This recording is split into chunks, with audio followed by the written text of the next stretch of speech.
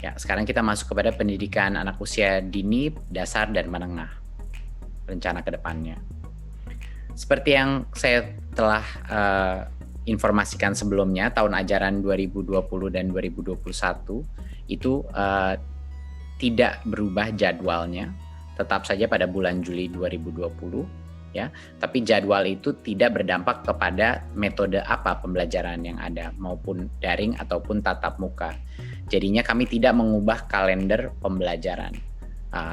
Tetapi kita telah mengambil keputusan di Kemendikbud untuk daerah dengan zona kuning, oranye, dan merah, yaitu zona-zona yang telah didesignasikan oleh gugus tugas yang punya resiko COVID dan penyebaran COVID, itu dilarang saat ini melakukan pembelajaran tatap muka di satuan pendidikan. Jadinya untuk zona-zona yang merah, kuning, dan oranye ini merepresentasikan pada saat ini 94% daripada peserta didik ya di pendidikan dini, dasar, dan menengah.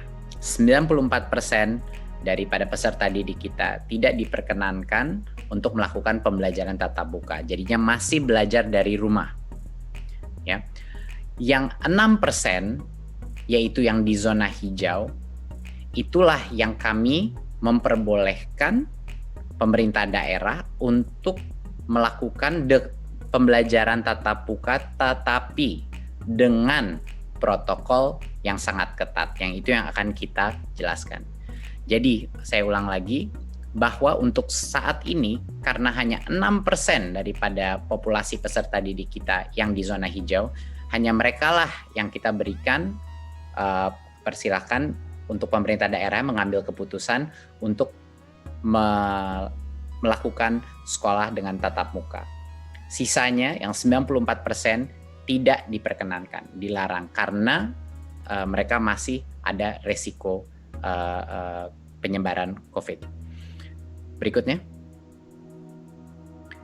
Jadi bagaimana kriteria kita untuk memulai pembelajaran tatap muka? Tentunya dari seperti yang saya paparkan tadi, pertama harus zona hijau, dan itu penetapannya ada di gugus tugas, dan nanti akan diperjelaskan juga dengan kepala gugus tugas apa yang dimaksudkan zona hijau, kuning, dan oranye. Jadi pertama, kabupaten kota itu harus zona hijau. Kedua, Pemda harus memberikan izin, jadi Pemdanya pun harus setuju. Dan yang ketiga, satuan pendidikan telah memenuhi, yaitu sekolahnya telah memenuhi semua checklist dan yang checklist daripada persiapan pembelajaran tatap muka. Pada saat ini semua tiga langkah pertama untuk kriteria pembukaan, sekolahnya boleh mulai pembelajaran tatap muka. Tapi ada satu lagi perizinan yang harus dipenuhi, yaitu orang tuanya murid pun harus setuju untuk anaknya mereka pergi ke sekolah pada saat itu. Jadinya misalnya zona itu sudah zona hijau, Pemda sudah mengizinkan, dan satuan pendidikan itu sudah memenuhi checklistnya. Sekolahnya boleh mulai pembelajaran tatap muka, tetapi tidak bisa memaksa murid yang orang tuanya tidak memperkenankan untuk pergi ke sekolah karena masih belum cukup merasa aman untuk harus ke sekolah. Jadi murid itu pun walaupun sekolahnya mulai tatap muka, kalau orang tuanya masih tidak merasa nyaman, murid itu diperbolehkan masih belajar dari rumah.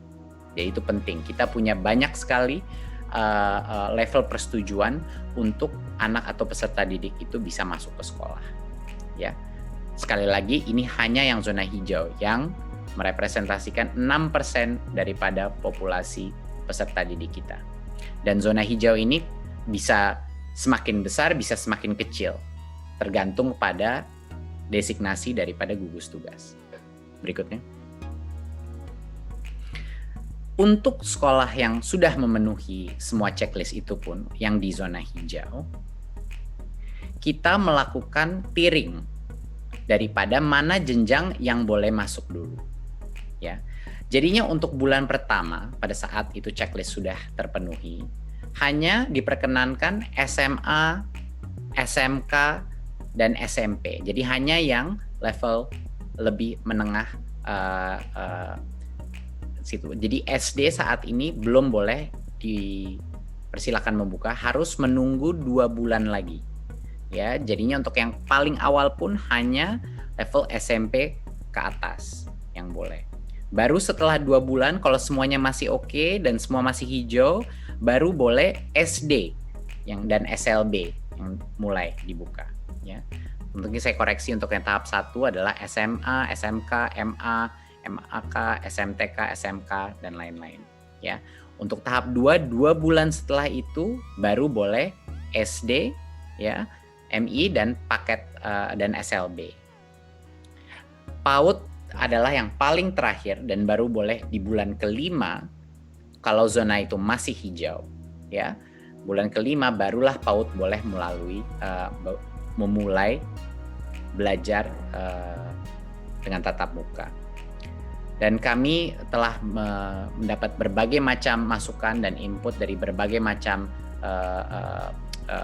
stakeholder dalam masyarakat, dan menurut kami ini adalah cara yang paling pelan dan bertahap untuk memastikan keamanan murid-murid kami. Karena kenapa yang paling muda atau jenjang paling bawah itu kita terakhirkan, itu karena bagi mereka lebih sulit lagi untuk melakukan social distancing, ya, interaksi, apalagi untuk SD dan untuk PAUD. Makanya bahkan itu tempat zona itu sudah hijau, masih kita berikan rentan waktu 2 bulan antara SMP SMA, baru 2 bulan lagi baru SD, baru 2 bulan lagi baru PAUD, ya.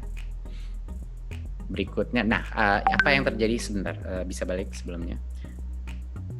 Mohon dimengerti bahwa pada saat zona hijau itu, kalau zona hijau itu berubah menjadi zona kuning, itu artinya proses ini diulang lagi dari nol. Jadi tidak diperbolehkan belajar tatap muka, ya. Jadi semuanya harus balik lagi belajar dari rumah. Berikutnya, ya.